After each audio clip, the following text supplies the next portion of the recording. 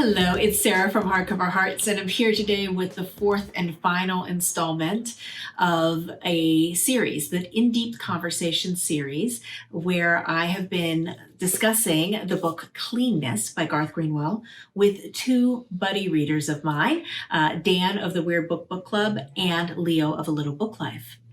The three of us read this together and discussed it. Well, let's be perfectly frank. I read this first and begged Leo to read it. And Leo was already planning to do a buddy read with Dan. And so they let me join in on their conversations as they had it.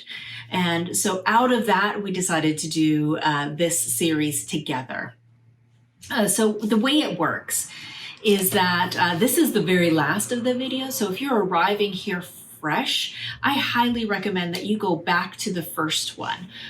What happens in the first video is I do an overview and just kind of set the stage and the context of what happens in the book and how the process is going to work from video to video. It's basically just a tee up to kind of set us in motion. I ask a set of questions that will be sent to Dan at the Weird Book Club in video 2 for him to update. So at that point, Dan, on Dan's channel, which the link will be in that first video, Dan will answer my questions, and then he will give kind of his verdict of what he thought about the book, and then he poses a set of questions that Leo will then need to answer. He'll have a link to Leo's channel and that specific video in his show notes. At that point, you'll go over to Leo's channel and you'll see Leo respond to Dan's questions. You'll get to hear Leo's thoughts on the series. And at that point, he'll ask me some questions, which will arrive you here to this video, which is the fourth and final of it all. And so in this one, I'm going to answer Leo's questions and I'm going to provide my thoughts on the book itself. So a caveat, if you haven't seen the other 3 videos, I would really recommend going back. I'll put a link to it below, starting with the first one, which really sets everything in motion. And I've also created a playlist to make it easier to kind of find those videos. Caveat number 2. We are going to go into spoiler territory. So the assumption is that you have read this book or have no interest in reading it, but you want to know in depth what happened and what's going on with it. So please be aware of that going into it. Okay, so let's talk about the book. Here's Leo's questions for me. He asks, do you feel that there is a kind of redemption for the main character? Does he get to a point where he can let go of the things that have haunted or troubled him? I think the word redemption is interesting here because I don't think he needed to be redeemed from anything, because I don't think that being a gay man is something that he needs to ask for redemption from. He hasn't done anything wrong. I think that his means of satisfying his urges and desires has left him seeking out a little more deviant means of achieving that. But when I think of redemption, I think that someone needs to be absolved of something. I think what's going on with him is much more. It's more self abusing. He's shamed. He carries deep shame for the impulses that he has, for the way that he likes to engage with other men, for his inability to have an open love, which is both societal, given that he's living in Yugoslavia and he can't really be out and open.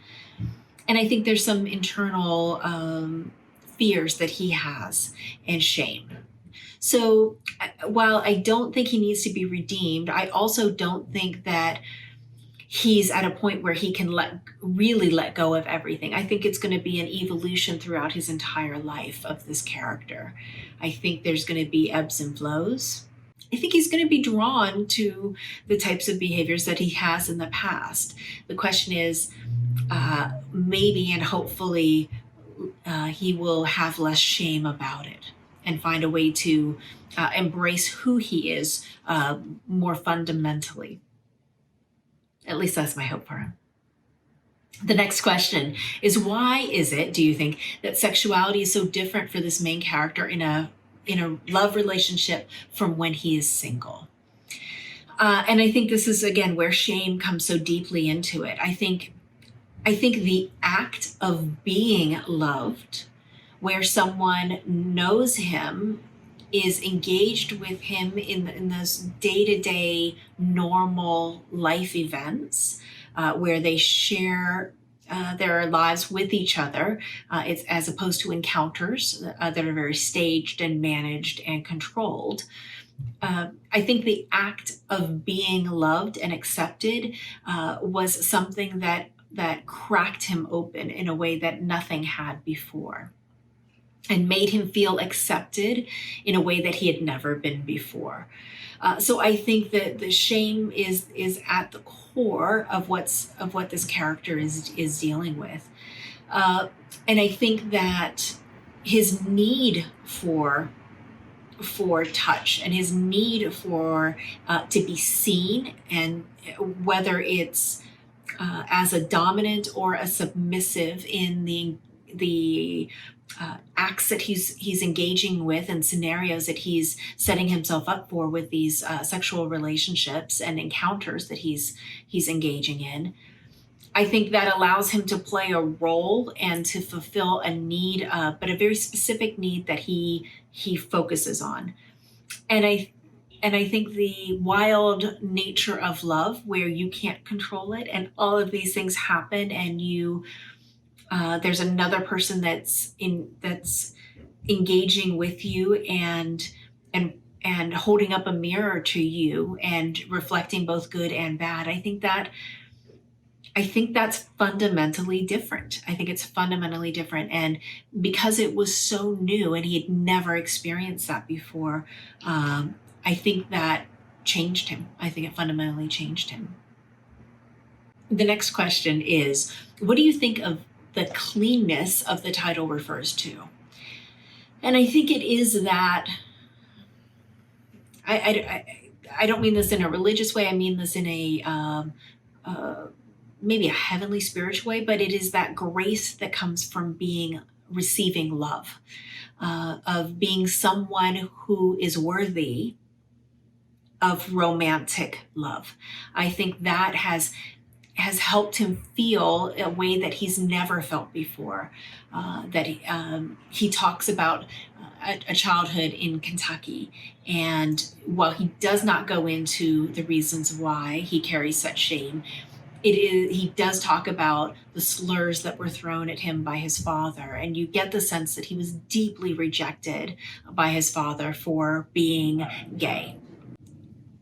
So we are meant to assume that the core of who he is as a gay man has never been accepted, and he has never been able to find a way to be right with it. And so therefore it has always felt illicit, it has always felt dangerous, and he has acted in ways that has been the case.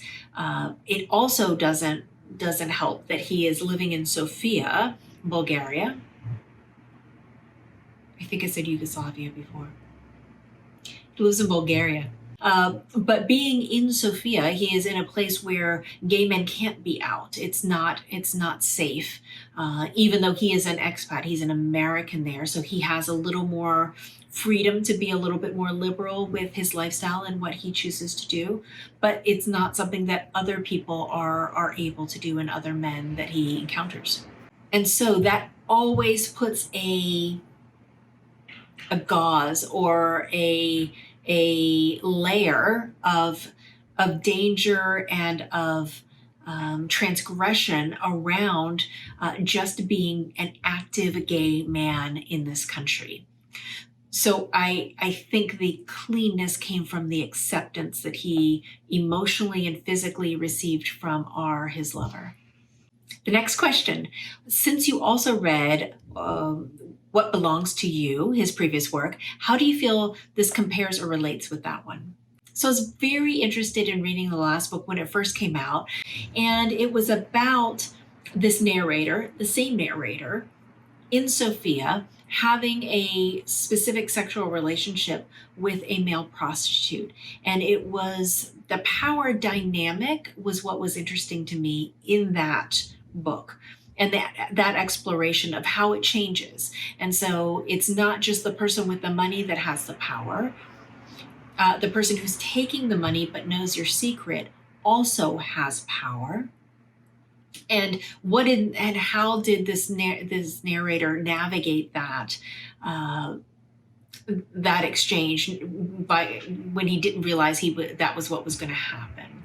So I thought that was interesting as a setup and as a exercise to write a book about. I read the book and I was incredibly frustrated with the narrator. I couldn't really get into his mind. He felt very selfish, very self-protective. It was obviously he wanted things. He wanted affection. He wanted a relationship, but he felt broken. And so when I heard that this was about the same narrator, I was hoping that it would open up the lens a little bit, and we could pull back and get a bigger sense of his world, and instead of this one set relationship and scene. And that's exactly what happened with this. This one has a much broader lens. We're seeing him in his college, with his students. We're seeing him out and about in the world. We're seeing him in Sofia. We're seeing what he loves about Sofia, the things that he doesn't like about Sofia. We're seeing him traveling with R. We see him reaching out for sexual relationships with different men. And we see almost a maturation of his character, or an evolution or a deepening or revelatory understanding of his character through some very specific things that happen to him in this book. So I think it's a broadening. It's both a broadening and a deepening. So it feels like we're on a journey with this same narrator. We just know a lot more about him through this book than we did before. And then what's your verdict? Okay, so I think this is a really interesting piece of work. I think the structure of the vignettes that are not in chronological order really force you to really think about this narrator and see him in different lights. I think the sexual writing of this book that we talked about in the previous videos is very confronting. Our unnamed narrator is showing up at this man's apartment. He does not know him. This is for a sex scenario that they've agreed to ahead of time, and it's going to be an S&M encounter. And our narrator goes in expecting to be the submissive. But in that relationship and in that context, even the submissive still has power and still has boundaries that are previously set. I found my pulse racing, and I was confronted with that boundary being really pushed very dramatically, and what's going on in the narrator's mind as this is happening. I was frightened. The writing was so visceral, so tangible, so present. You're there. You are in his head, but you're also in his body. And the writing pushed me. The writing challenged me. It was very, very, very sexual, very graphic, but not to the point of only being pornographic, although he does say that there's nothing wrong with that, the author himself in an interview that I saw. But what I think makes this and transcends this beyond just pornography is the sense that you're in his mind and you're hearing him try to deal with and consider and make decisions about this scene and how it's going so wrong and what does it mean? What does it mean for him who has such deep shame that the only way that he feels like he can express it or be released of it is to just fully give himself to someone else? And what does that mean? Now, I deeply believe that writing and literature and books are meant to give you an opportunity, you as the reader, the opportunity to read something that you would never otherwise experience. And so, or at least that's what I read for. I read for the many lives that I'll never be able to live. And I will never be able to be a gay man in Sofia, who is engaging in an S&M scene with a man that he does not know. But through this experience of reading this book and reading the scene, I felt that the writing was real. And I felt that I was there and I could understand to a certain degree what was happening. And that was transformative. It was it was enlightening. I was enlightened to a different way of thinking, how someone could think that way, how someone could put themselves in that scenario, and the dangers that exist.